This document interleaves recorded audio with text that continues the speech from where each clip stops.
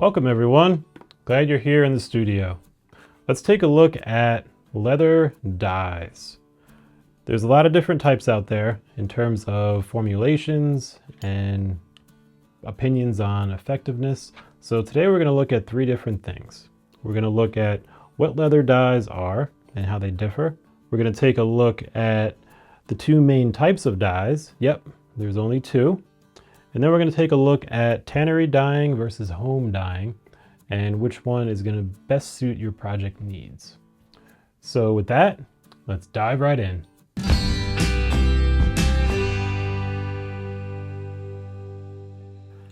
Leather dyes are pigmented solutions that are used to change the overall color of leather. And they work generally by penetrating into the fibers themselves, and then the pigments adhere to those fibers and then give a different perceived color of that leather item. Now they differ a little bit than leather paints.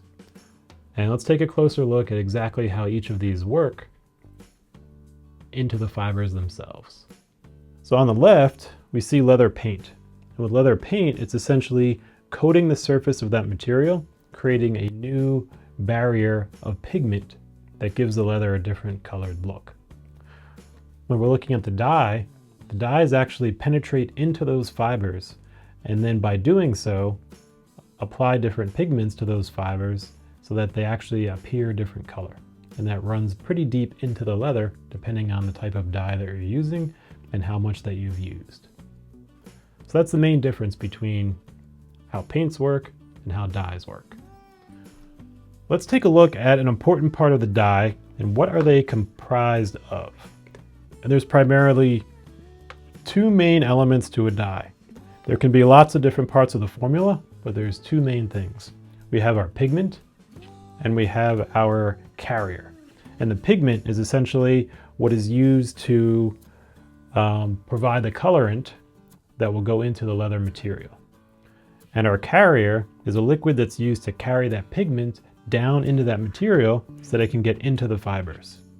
And remember, we talked about paint, where it stays on the surface. Here with the pigment, the water allows it to get deep into those fibers and then leave that pigment behind. That's essentially what the carrier does. It will eventually evaporate, leaving the color. So for some dyes, it's a powdered based pigment that is then mixed with the solvents. And sometimes the solvent is, a chemical alcohol based. Sometimes the carrier is a liquid. And so that gives us our two different types of leather dyes, our alcohol-based and our water-based.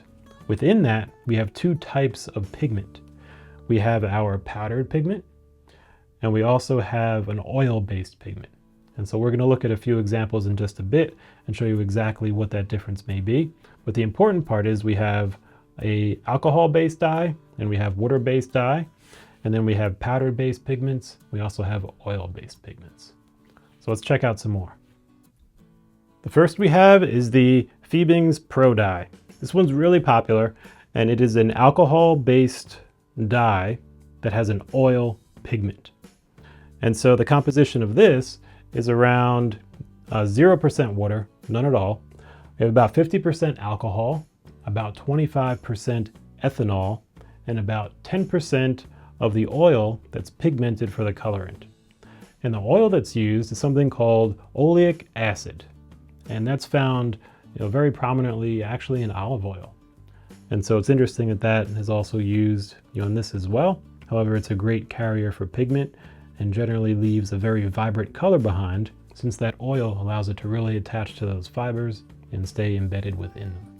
Usually, this type of dye leaves a more flexible leather with less rub off, and again, that more vibrant color. All right, we have another popular Fiebing's dye, and here is the ubiquitous leather dye.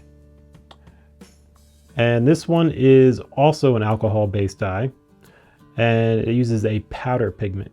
So it's got about 10% water, about 60% ethanol, and around 10% of that oleic acid, that oil, that is also in the other dye. However, this has about 2% of a powdered pigment.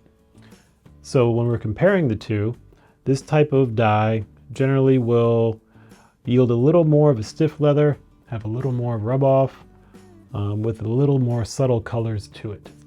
And so comparing next to each other, the Pro dye is essentially alcohol dye with an oil pigment, and it's going to be a little more vibrant.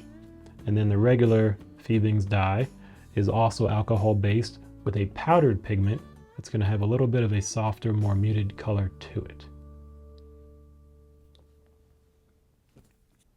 Up next, Tandy, the Eco Flo. So this dye is a water-based dye, and it has a powder pigment in it. This is actually about 90% water and about 5% ethanol, and the remaining is the pigment and other solvents that are used to make it up. So it's a very different formula that has an extremely large amount of water. And these dyes are usually going to be a little less strong and less vibrant than the alcohol-based dyes. Next, we have another Tandy. So this one is actually alcohol-based and has an oil pigment as well. So when we're looking at the two Tandy options, we have our alcohol-based here on the left and our water-based here on the right. And again, the alcohol with the oil-based dye is going to be a little more vibrant, and the water-based is going to be a little less vibrant, but also doesn't have the strong solvents that the alcohol-based one does. And here comes a unique one. You knew something was coming. So this one is actually a blueberry dye, and it is made from blueberry juice with a water base. And you'll find that it can be pretty exciting to make your own dyes at home. There are all types of objects and, organic substances that can be used to make your own dye at home.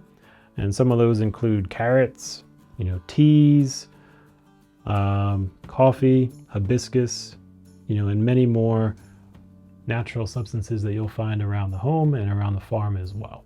And so just keep that in mind too, while we have, the more professional alcohol-based and even professional water-based dyes, you can make dyes at home as well. They're going to be pretty good.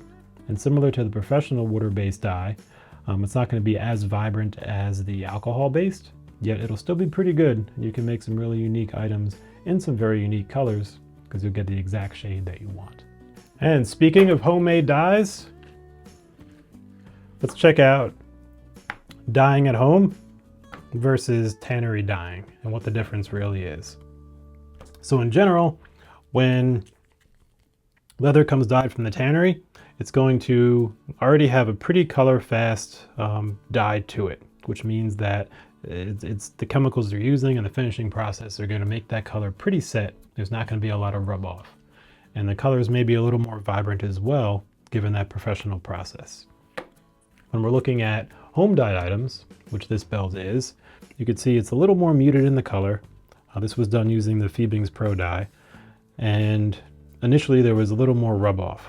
So I had to spend a fair amount of time buffing all of the dyed pieces and then putting on a Resolene coating as well to provide some sort of protectant from that rub off. So in general, leather that you get from a tannery is going to have much less rub off potential than leather that you dye yourself. But if you do dye yourself, then you can use some sort of a finishing coating to it, like a Resolene or a sealant, to help keep that rub off to a minimum. And here's a tip. When you are using alcohol-based dyes, they have some pretty strong solvents in them. So for applying, you're going to want to use either a wool dauber or a cotton rag or something that's natural. Because if we use something like a applicator sponge that's made of foam, it'll essentially dissolve in some of the solvents, potentially. And then that would, make it a relatively ineffective applicator as well as potentially, spread some things onto your leather goods. So it's always a good idea when applying anything with a strong solvent to use something like the wool or the cotton, and that'll help keep your application relatively smooth and easy. So we looked at the main types of dyes. We looked at the key differences between them. And then we also talked through a couple tips for applying the leather dye and what can keep you in good shape for a successful project. If you have any questions, let us know. If you have experience with these types of dyes, we'd love to hear about it. And there you have it. Until next time, keep crafting.